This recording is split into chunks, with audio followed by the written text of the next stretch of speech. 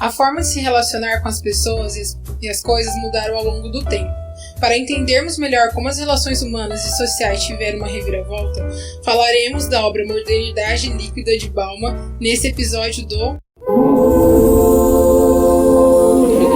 Multicast. Oi pessoal, tudo bem com vocês? Mais um episódio de Multicast quentinho para vocês. Como eu já comecei falando, a gente vai falar sobre o livro do Bauman, Modernidade Líquida. E hoje, quem está aqui comigo são os ilustres Isabela. Oi pessoal, tudo bem? Bom dia, boa tarde, boa noite. Espero que vocês gostem do episódio de hoje, que vocês estejam gostando até o momento. Eu me chamo Isabela, sou aluna da Toledo e monitora do grupo de Washington. Daniel. Fala galera, tudo bem com vocês? Estou muito feliz de poder estar aqui mais um dia nesse nosso projeto maravilhoso aí, criado pelo nosso querido amigo professor Lucas Noy. Eu sou monitor do grupo de competições de processo penal e estamos aí nessa luta aí, bem bacana. Espero que vocês gostem do episódio de hoje. A Amandinha. Oi pessoal, tudo bem com vocês? Hoje minha voz não está excelente, mas estou aqui acompanhando o pessoal em mais um episódio do nosso Multicast. E o Fernando. Fala meus queridos Multers, tudo bem com vocês? É uma honra estar aqui com vocês e claro com o Daniel, né? Me chamo Fernando Xavier, sou aluno do 6º termo do curso de Direito da Toledo Prudente e também sou monitor do grupo de processo penal. Bom, vocês me conhecem, mas eu sou Giovana, aluna de Direito e monitora do grupo de Direitos Humanos aqui da Toledo.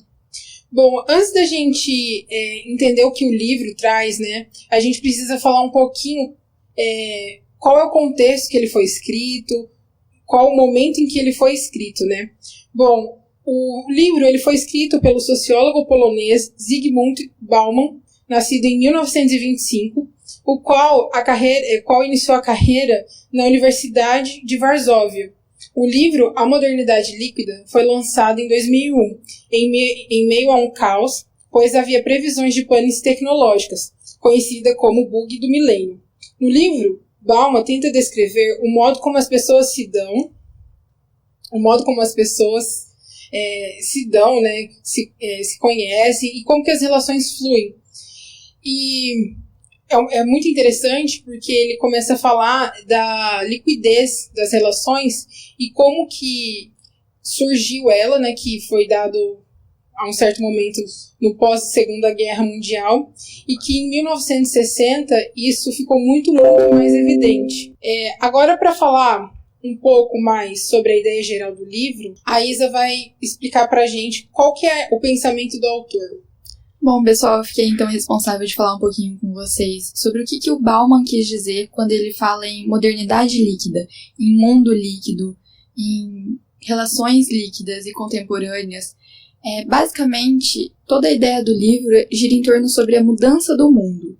Então, ele estabelece ali o sólido e o líquido como uma forma de comparar as modernidades, então comparar o dia de hoje com o que foi o dia de ontem, a partir ali mais ou menos de antes dos anos 2000, e a atualidade a partir de 2000 para frente, então de 2000 a 2021, que é quando esse podcast está sendo gravado. E a partir disso, ele usa sólido e líquido para que não haja a famosa fala, a modernidade de hoje é ruim, ou então preconceitos estabelecidos através de falas das pessoas, dizendo que os tempos anteriores eram melhores ou eram piores, e assim por diante. Então ele estabelece essa ligação, e agora eu vou explicar um pouquinho melhor para vocês sobre ela.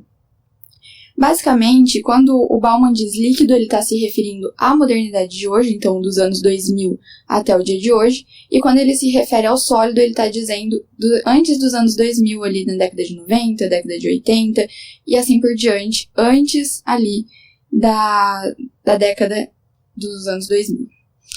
Basicamente, ele vai falar que existe vamos pensar em um gelo, né? Tem bastante essa associação. O gelo, ele é sólido. Entretanto, ele vai derretendo e vai ficando líquido. E o Bauman ele faz essa associação entre as relações do passado e as relações do presente. E ele traz isso sobre uma visão do trabalho e sobre uma visão dos relacionamentos. Quando ele fala do trabalho, ele vai falar: antigamente, você tinha uma pessoa que ficava na mesma empresa desde o dia que ela começou a trabalhar até o dia que ela ia morrer ou até o dia que ela resolvesse parar de trabalhar. Hoje em dia, a gente vê que isso já não acontece tanto. As pessoas, elas buscam outras empresas, elas buscam outros lugares de trabalho, e na maioria das vezes visando crescer, sempre crescer. E isso se torna através de uma dinâmica muito rápida. Já antigamente, quando ele vai falar das relações, existiam relações muito sólidas, existiam relações que elas ficavam fixas e elas eram duradouras, enquanto hoje em dia o Bauman vai trazer a fugacidade das relações. Então ele vai falar que o amor hoje em dia, ele não é como antigamente, em que as pessoas elas se casavam e ficavam a vida inteira com uma só pessoa, por exemplo. Então elas tinham como meta ter filhos para distribuir esse amor. Não, hoje em dia a gente já tem pessoas que não têm amores duradouros e que também muitas vezes não querem, por exemplo, ter filhos porque não veem mais essa necessidade do amor ser passado, vamos dizer assim. Então, ele faz toda essa análise, desde os ambientes de trabalho até os ambientes dentro das casas das pessoas. E, além disso, ele vai trazer outras questões, como a hereditariedade. Era muito comum que, antigamente, se você fosse filho de ferreiro, ferreiro você seria, né? A gente tem até um ditado sobre isso.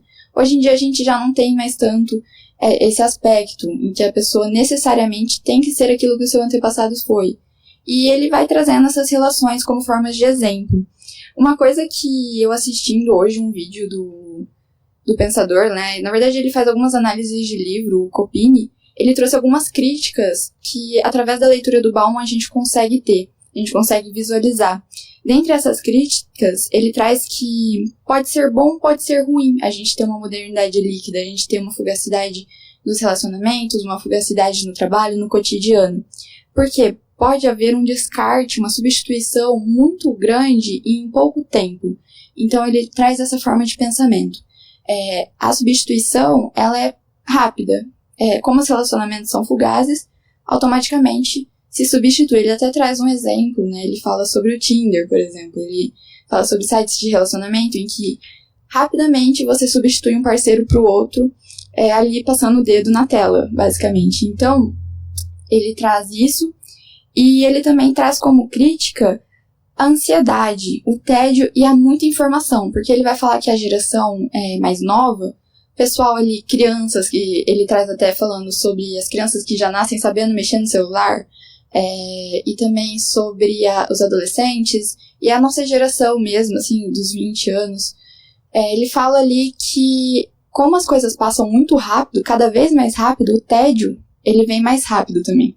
Então, e a preocupação com acompanhar tudo o que está acontecendo, acompanhar as informações, é muita informação, isso gera ansiedade. Então, ele fala que a gente precisa analisar esses pontos sob uma perspectiva crítica, sob uma perspectiva de saber aonde parar, porque vai chegar um momento em que essas informações são tão rápidas e o mundo é tão rápido que as pessoas não vão conseguir acompanhar e automaticamente elas vão chegar a um colapso, porque a mente humana não é programada para evoluir tão rápido quanto a tecnologia.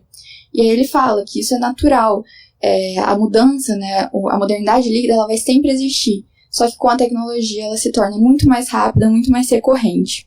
E aí, só para finalizar minha fala e passar a palavra para a Gi de volta, eu lembrei aqui de um exemplo que eu estava pensando. Quando a gente fala em mudança do mundo, por conta da tecnologia ser muito rápida, a gente fala em 2.0, 3.0, 4.0 e hoje a gente já está falando em 5, 6.0. Então, e tudo isso começou há poucos anos, se nós formos parar para pensar numa análise retrospectiva. E também, quando a gente fala em substituição do ser humano, a gente está falando em substituição no trabalho, né, conforme a gente já falou. E aí eu parei para pensar nos robôs, né, que nós temos hoje em dia caixas de mercados que a própria pessoa passa a sua compra, então automaticamente a gente já teve uma substituição laboral.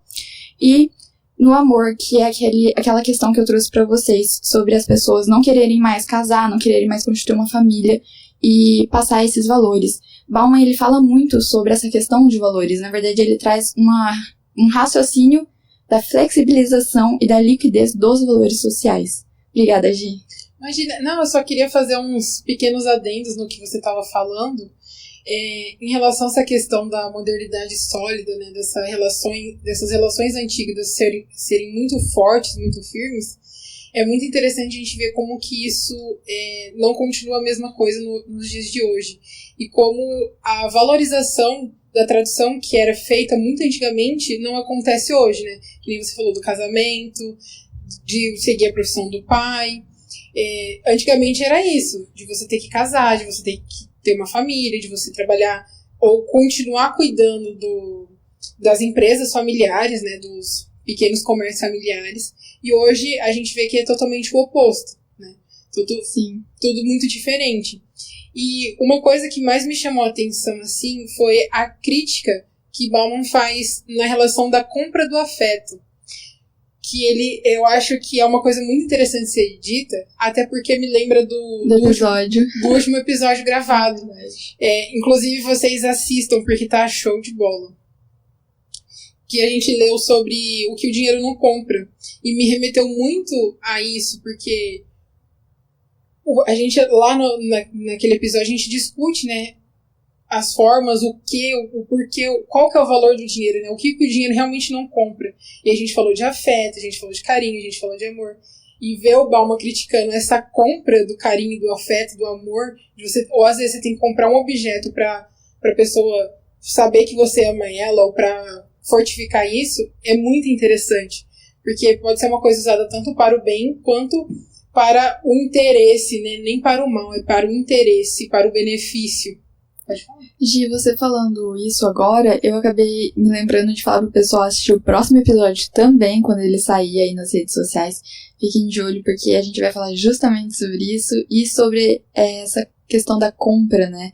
Eu acho que entra muito no que nós vamos debater. Sim, já fica a dica. E outra coisa também muito levantada acerca no livro, né, é sobre a liberdade, né? Sobre o que é liberdade, o que é autonomia. E é muito interessante analisar por essa ótica, porque será que somos mesmo livres? Ou será que não? Que a gente vive para sair bem em alguma determinada situação, ou para ter uma rede social legal, ou para, enfim, vários questionamentos aí. E agora, gente, como vocês sabem, é o nosso momento referência. E aí, qual que é a referência, galera? Vocês têm alguma referência de livro, filme, HQ, série, que faça parte desse mundo do Bauman?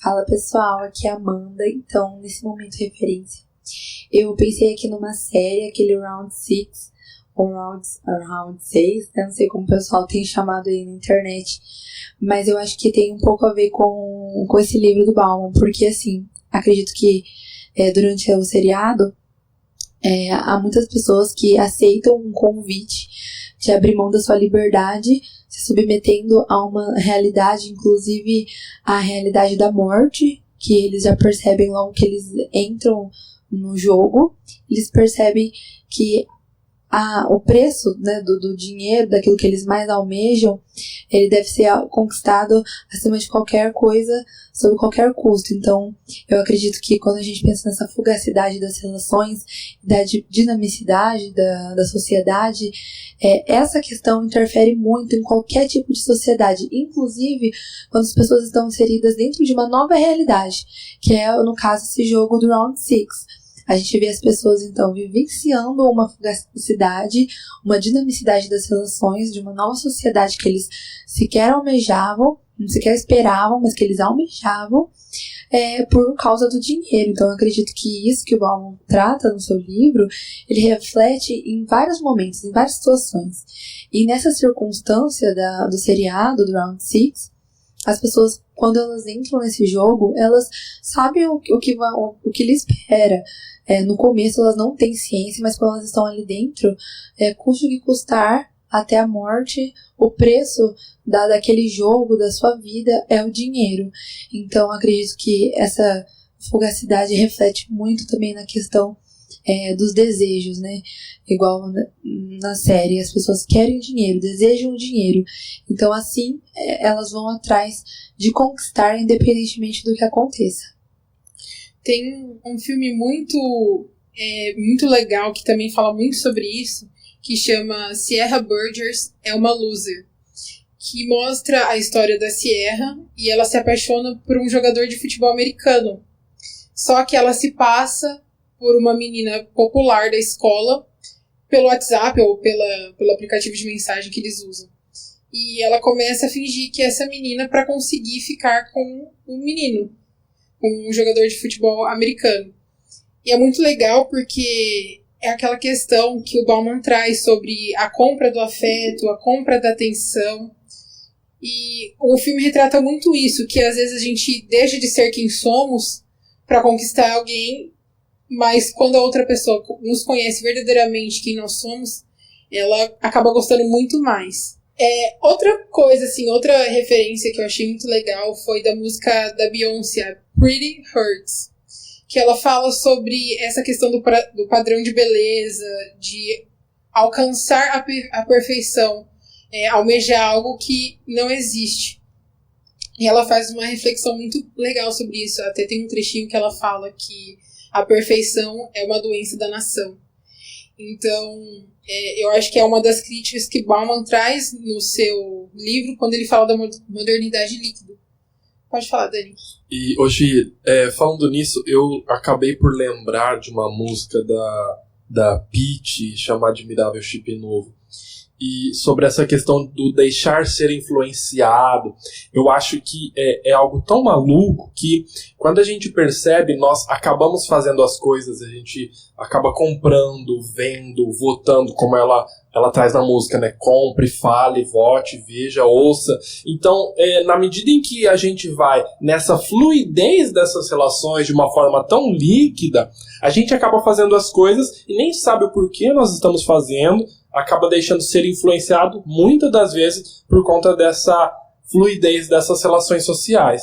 Eu acho que isso implica também na questão da autonomia, da vontade, da liberdade, porque a gente acaba parando de pensar e a gente acaba pensando o que o outro pensa, a gente não tem a nossa própria liberdade de expressão, às vezes a gente se expressa por conta que o outro falou ou deixou de falar. E agora, para falar qual que é a relação do livro no mundo jurídico, né, qual que é a importância para o mundo jurídico esse livro, o Dani vai explicar para a gente. Então, galera, refletindo um pouco para trazer algumas questões aí para a gente refletir nesse episódio, eu trouxe duas questões que a gente pode abordar na influência desse livro no mundo jurídico. Uma mais eminentemente jurídica e a outra tecnológica. A primeira questão é sobre a modernidade líquida e a sua relação com a interpretação constitucional. Parece um pouco louco, mas se a gente parar para refletir, não é tanto. Acontece que a liquidez ela está na necessidade dessa interpretação, da mudança da interpretação conforme o caso, tida pelo julgador ali, que é o intérprete da norma. No caso, na interpretação constitucional, a Suprema Corte, né? E essa liquidez das relações jurídicas, a gente nota que ela leva à mutabilidade da interpretação constitucional. Por exemplo, vamos trazer um grande querido amigo nosso do direito, o Robert Alexis. Ele tem a ponderação, certo? E a gente utiliza, na maioria das vezes, quando há colisão entre disposições, por exemplo, da Constituição Federal. E, nesse caso, o que acontece? O intérprete da norma ele vai fazer concessões recíprocas. O que é isso? Ele vai tentar preservar o máximo possível de cada um dos interesses em jogos, ou ele vai fazer o quê? Uma segunda coisa, escolher um direito que vai prevalecer face ao outro, realizando no momento mais adequado, veja, olha, qual direito, qual interesse prepondera, qual interesse melhor realiza o preceito constitucional. Ele vai fazer isso. Assim, é justamente por conta da fluidez nas relações sociais, que em tais casos, em que a interpretação constitucional, por exemplo, que nós iremos verificar o que será feito, no caso em concreto, através da ponderação e se norteando por essa razoabilidade. Então, quanto mais as relações são líquidas, não tem como eu deixar pré-moldadas soluções para os problemas das pessoas. Então, conforme o caso em concreto, conforme os litígios, os problemas vão aparecendo, somente assim a gente consegue identificar as soluções possíveis para eles.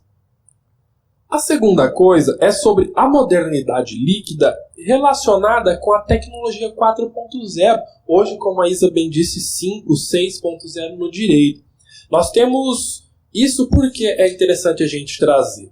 Porque a gente percebe que é muito importante o aprimoramento dos operadores do direito por conta dessas constantes mudanças ocorridas na sociedade. O operador do direito que não se reinventa, que não se atualiza e fica a par das mudanças, ele acaba ficando para trás e ele acaba se prejudicando. Ele vai ficar defasado.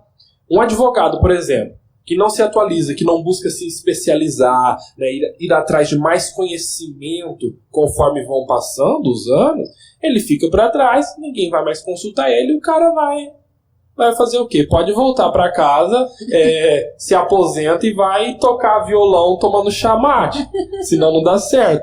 E a gente pode trazer vários exemplos de como a tecnologia está perpetrada no direito.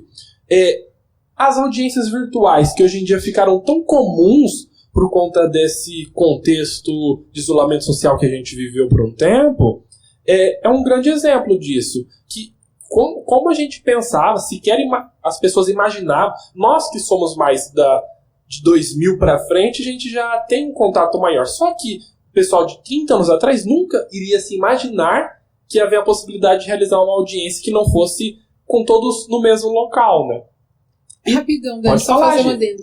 Também de como a tecnologia interfere até mesmo num simples livro. Antigamente a gente tinha que andar com um livro na mão, folhear as páginas e tudo. Hoje, com um celular, um Kindle, enfim, qualquer coisa, a gente tem lá um livro de 500 páginas. Então, até nisso, peticionamento online hoje em dia acontece muito. É muito interessante mesmo isso que o Dan falou, principalmente porque na nossa área existe algo chamado Advocacia 4.0, né? Um exemplo que eu dou, eu faço parte do Mind Use Criminal, e ele não tem uma residência fixa, por exemplo. Para ter uma ideia, o dono do Mind Use, ele criou um catálogo onde, se você é advogado e você está precisando de um processo, atuar no tribunal do júri, precisando atuar em algo relacionado à execução fiscal, você pode entrar em contato com um advogado especialista lá de Minas Gerais, lá do Mato Grosso, por exemplo, e essa pessoa vai virar seu parceiro naquele processo e vai poder te auxiliar. Então veja que eles constantemente estão indo para diversos estados para ajudar em relação a isso. Então é muito interessante, pois antigamente a gente pensava, eu tenho que ter um escritório fixo, eu tenho que fazer algo fixo. Não. Eles, por exemplo, estão em cada lugar do país para ajudar vários advogados.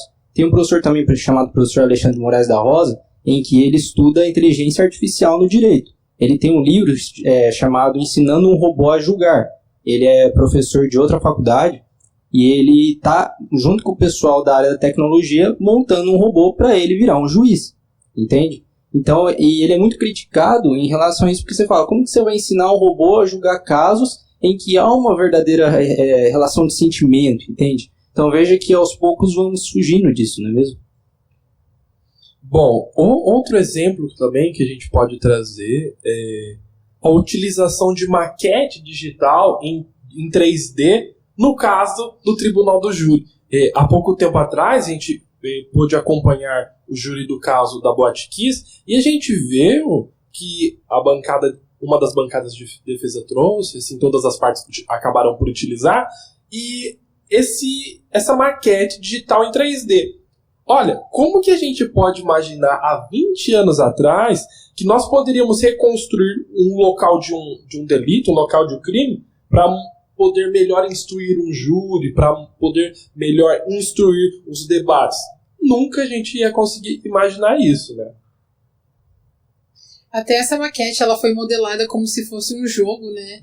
Não, é muito legal, é como se fosse uma realidade virtual, né? Sem falar que é um processo de 2013, nunca ia se falar disso em 2013. Exatamente, é uma coisa que a gente não imagina. E, cara, se a gente for pensar, 2013 não tá tão distante de agora, como que estaria, por exemplo, 1990.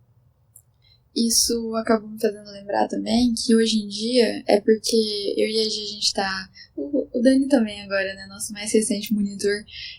A gente tá ali no grupo de direitos humanos, o grupo da Yamuti, preparatório para Yamuti, e a gente já fala, né, a internet hoje em dia, ela passou a ser um direito humano, porque para absolutamente tudo você precisa se utilizar da internet. A gente pode tomar como exemplo esses últimos 2 anos. Tudo passou a ser online, as aulas passaram a ser online. E como que uma pessoa que não tem acesso à internet vai ter acesso à educação? A gente precisa então perceber que nesses contextos, a internet ela vem como uma base, um direito basilar. Assim como o direito, por exemplo, a gente fala o meio ambiente sadio, né, Dani? Eles acabam vindo antes de outros direitos para assegurar que esses outros direitos existam. Então, acho isso bem interessante.